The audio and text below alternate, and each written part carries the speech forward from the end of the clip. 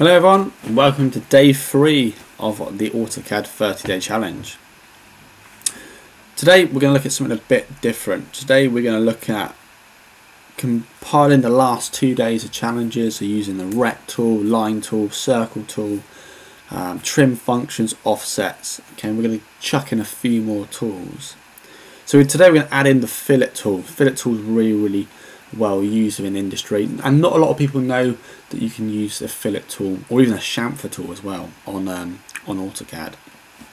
So let's take a look at our drawing.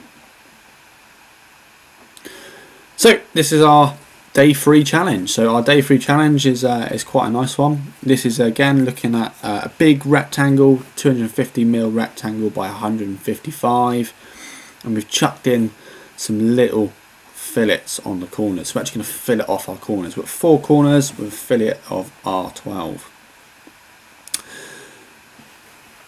Internally, okay, we're going off of a centre mark again, and we've got 4 kind of slots that you would probably use on a type of machining practice maybe, that all are 60.67 away from the centre point, or from a point located on the centre vertical line, okay, and are 60.67 and vice versa.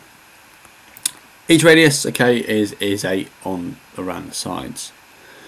From point to point, okay, we're 36.76 to the point and 63.42 to the point here as well.